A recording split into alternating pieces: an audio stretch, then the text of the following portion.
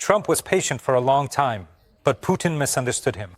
That's how the U.S. State Department explained their president's ultimatum, which gave Russia 10 days to end the war. If this doesn't happen by the end of next week, secondary sanctions should be expected, according to the State Department. Who exactly should prepare for a blow, and will Washington confront Beijing? Radio Liberty's correspondent in Brussels, Zoryana Stepanenko, investigated this especially for TSN. What made Donald Trump reconsider his own deadline for Russia? And what should Vladimir Putin prepare for in 10 days? We interviewed several European experts, and they shared their scenarios. What will the disappointed U.S. president do next? There's no reason to wait 50 days. I want to be generous, but we just don't see any progress. I'm going to impose secondary sanctions if we don't reach a deal. Trump announced a new deadline for Putin while visiting Europe, and it's believed that it was the European leaders who convinced the U.S. president to take a tougher stance on Russia. The EU and the United Kingdom have already imposed their own additional sanctions, including the 18th package. This package has significantly increased pressure on Russia's energy sector, fuel industry, shadow fleet, as well as on Russian banks that, until now, had not been sanctioned in many respects. There are significant expectations that now the United States will take some action. This could be another reason why Donald Trump decided to shorten the period and essentially reciprocate. Trump is threatening secondary sanctions, which means restrictions against Russia's trading partners. Among them are India, Brazil, China, and possibly even some European countries, if the United States also targets Russian oil. The equation is complicated. There are many variables that can be rearranged. Who exactly will become the target of Trump's wrath? Analysts prefer to wait for news from the White House before assessing the actual, rather than potential steps taken by Donald Trump.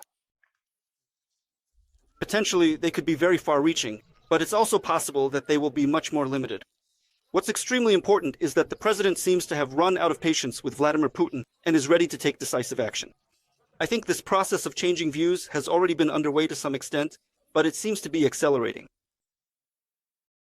Will China, which is currently buying up almost half of Russia's crude oil and giving Russia access to the Western technologies it needs, become the target of American sanctions?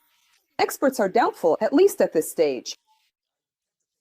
I'm inclined to think that the White House will be a bit cautious in this regard, because they obviously have a broader strategy when it comes to commercial relations with China. I don't think they want to break those off completely. If they undermine the relationship that much, the Chinese will have very little incentive to engage in serious negotiations with the United States about overall economic relations. It doesn't seem to me that the White House wants to move in that direction. In September, China will hold a victory parade for World War II. Xi Jinping is expecting high-profile guests from abroad. Among them will be Vladimir Putin. The leader of China has also invited the President of the United States. Trump promised to think about it, and until then, experts do not expect any significant changes in Russian tactics. On the night after Trump announced the updated deadline, Ukraine endured yet another air attack. A hospital in Kamyansk and a prison in the Zaporizhzhia region were hit, where at least 17 people were killed. From Brussels, Zoryana Stepanenko, Marek Hajduk, Radio Svoboda, especially for TSN 1+1 Marathon United News. China does not plan to give up Russian oil despite the threat of American tariffs. Reuters reports on the statement from Beijing. Representatives from China and the United States held trade negotiations in Stockholm.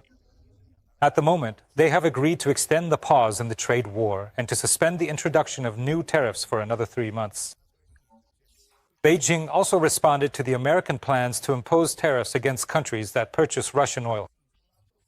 The Chinese side rejected the American demands to stop purchasing such fuel and stated that it is ready to pay tariffs of up to 100% and defend its energy sovereignty. At the same time, U.S. representatives emphasized that the bill currently in Congress provides for tariffs of up to 500% for countries that purchase Russian oil. Washington also expressed dissatisfaction with the export of dual-use goods that China supplies to Russia. We're talking about supplies worth over $15 billion.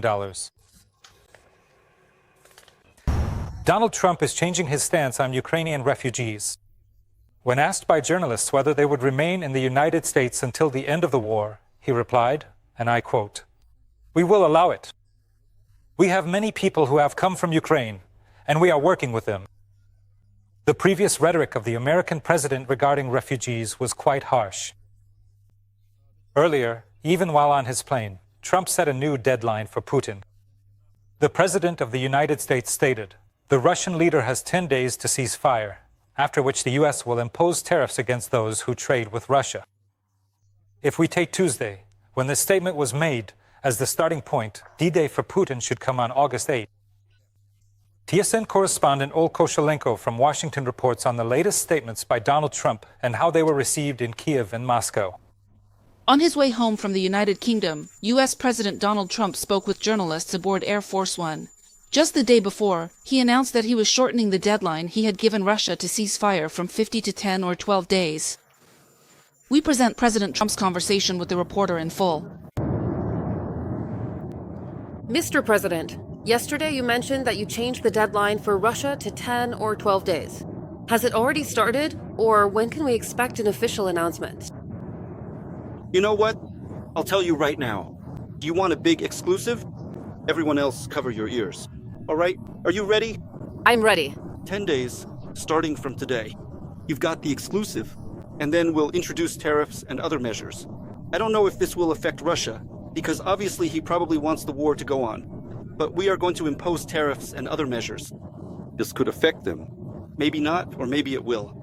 So, the 10th day of Putin's new deadline will expire on August 7th. So logically, the tariffs and other measures promised by Trump should take effect as early as August 8th. However, the U.S. president has already drawn red lines for Putin more than once, only to cross them himself later. In his Tuesday address, Ukrainian President Volodymyr Zelensky cited examples of new Russian strikes on Ukrainian civilian targets and responded to Trump's statement from Monday. Just yesterday, there was a very necessary statement from the President of the United States, Trump. There is a lot of support in the world, but still, the shelling and even the demonstrative killings of our people by the Russians continue. Every such Russian strike and Russian insolence in response to the world's demands to end the war. All of this only confirms that pressure is necessary. More sanctions are needed against Russia. Meanwhile, since July 14th, when Trump gave him a 50-day ultimatum, Putin has not commented on the words of his American counterpart. His spokesperson, Peskov, modestly noted the day before, "We have taken note." But former Russian President Medvedev issued a belligerent warning to Trump on X, saying that his statements are unacceptable and lead to war with Russia.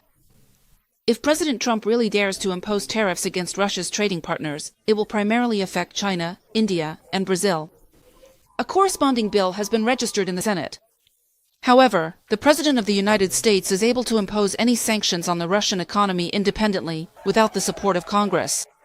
Reporting from Washington, United States, Olha Koshelenko, Maxim Shinkarenko, TSN 1+1.